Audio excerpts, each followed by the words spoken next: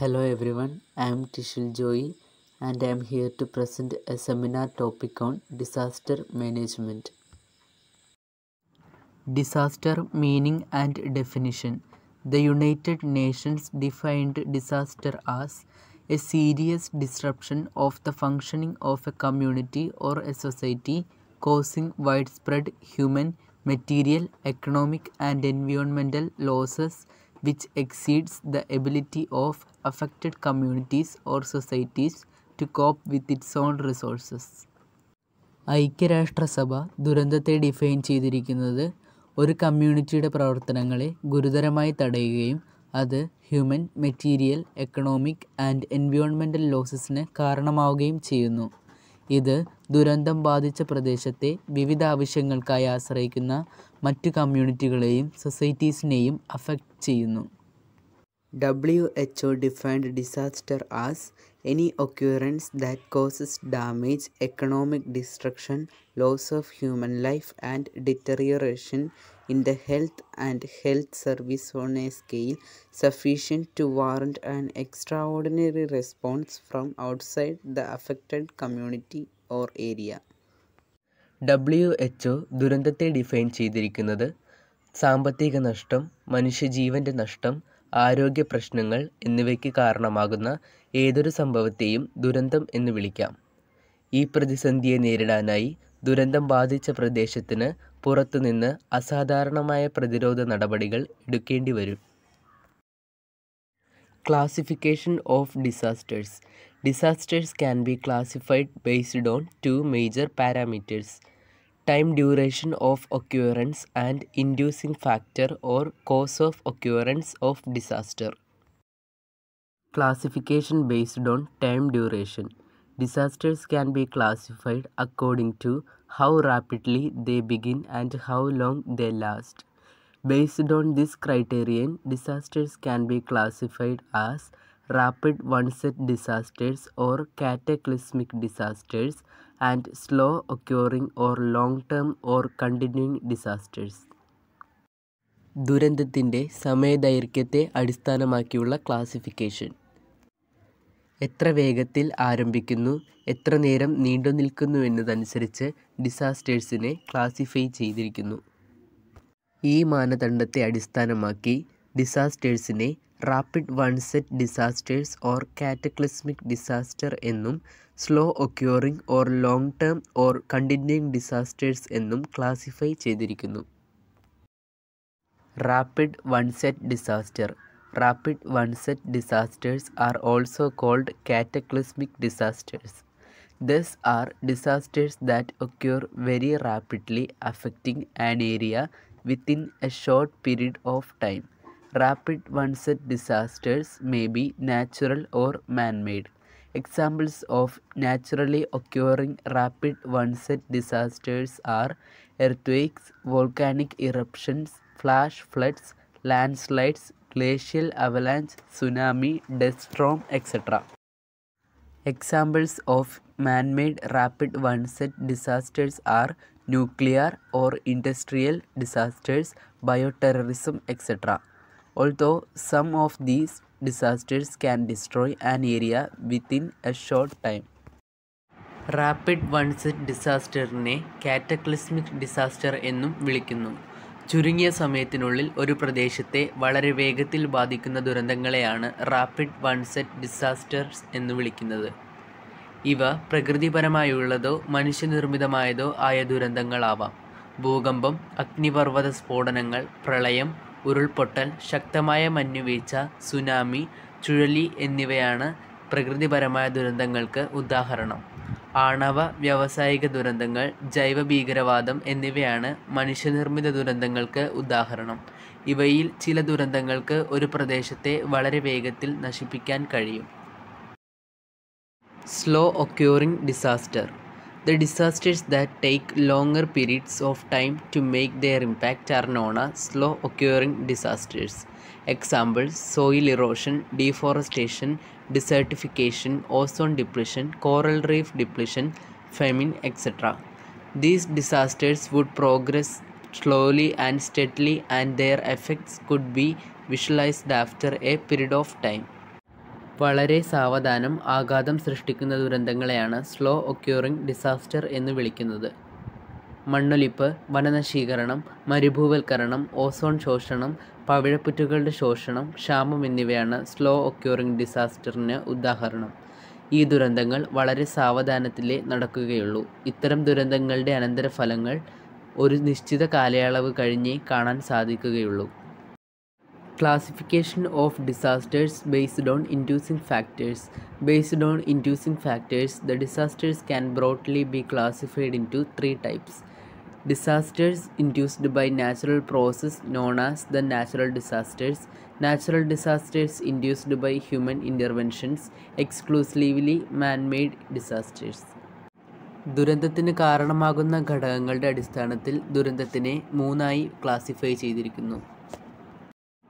Number 1. Disasters induced by natural process. Disasters triggered by dynamic, cyclical, natural, geological process are known as natural disasters. Examples: earthquakes, cyclones, volcanic eruptions, tsunamis, floods, drought, etc. Natural disasters also include the biological disasters, but at times biological disasters can occur as a result of human activity. Bioterrorism and biological warfare is the example. Biological disaster. Biological disasters are those involving disease, disability or death on a large scale among humans, animals or plants due to toxins or disease caused by live organisms or their products. Natural biological disasters include epidemic and pandemic. Epidemic.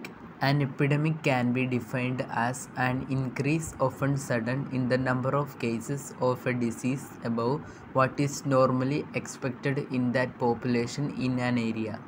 An epidemic occurs when a communicable disease spreads from person to person and affects a considerable number of people. വിഷവസ്തുക്കളാലോ മറ്റു കാരണങ്ങളാലോ മനുഷ്യർക്കിടയിലോ സസ്യങ്ങൾക്കിടയിലോ മൃഗങ്ങൾക്കിടയിലോ വൻതോതിൽ രോഗം, വൈകല്യം, മരണം എന്നിവ സംഭവിക്കുന്നതിനെയാണ് biological disaster എന്ന് പറയുന്നത്. ഇവ രണ്ട് തരം: എപ്പിഡമിക് ആൻഡ് പാൻഡമിക്. എപ്പിഡമിക്: ഒരു പ്രദേശത്തെ ജനസംഖ്യയിൽ സാധാരണയായി പ്രതീക്ഷിക്കുന്നതിനേക്കാൾ കൂടുതലായി രോഗബാധിതരുടെ എണ്ണത്തിൽ പെട്ടെന്ന് വർധനവുണ്ടാകും. ഇതിനെയാണ് എപ്പിഡമിക് എന്ന് പറയുന്നത്. ഒരു പകർച്ചവ്യാധി ഒരാളിൽ നിന്ന് മറ്റൊരാളിലേക്ക് പടരുകയും വലിയ അളവിൽ മറ്റുള്ളവരെയും അത് ബാധിക്കുകയും ചെയ്യുന്നു. Pandemic. Pandemic refers to an epidemic that has spread over several countries or continents, usually affecting a sizable proportion of the population. Pandemic. നിരവധി രാജ്യങ്ങളിലോ ഭൂഖണ്ഡങ്ങളിലോ ഒരു പകർച്ചവ്യാധി വ്യാപിക്കുകയും അത് ജനസംഖ്യയെ ഗുരുതരമായി ബാധിക്കുകയും ചെയ്യുന്നു. ഇത്തരം പകർച്ചവ്യാധികളെയാണ് പാൻഡമിക് എന്ന് പറയുന്നത്. There have been a number of pandemic outbreaks in history of humankind. Some major pandemics reported in history are the plague, which killed about 200 million people in the 14th century. The 1918 influenza pandemic resulted in death of about 50 million people worldwide. COVID-19 pandemic is a coronavirus disease that broke out throughout the world in 2019.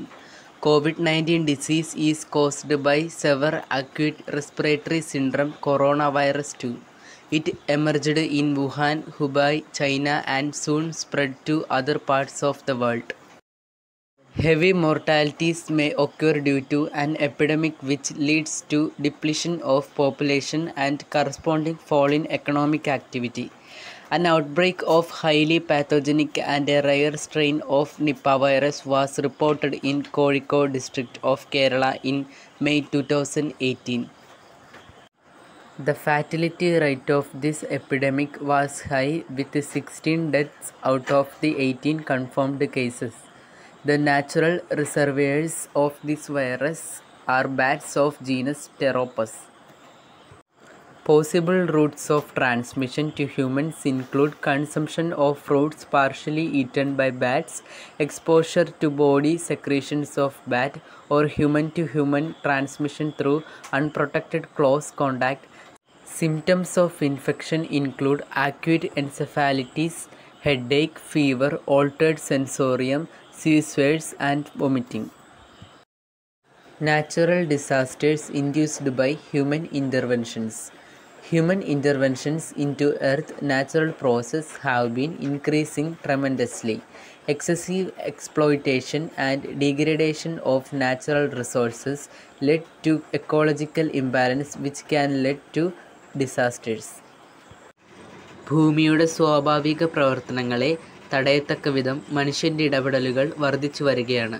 പ്രകൃതി സ്രോതസ്സുകളുടെ അമിതമായ ചൂഷണവും തകർച്ചയും ecological ഇംബാലൻസിന് കാരണമാകുന്നു. അത് ദുരന്തങ്ങൾക്കിടയാക്കുന്നു. Induced earthquake.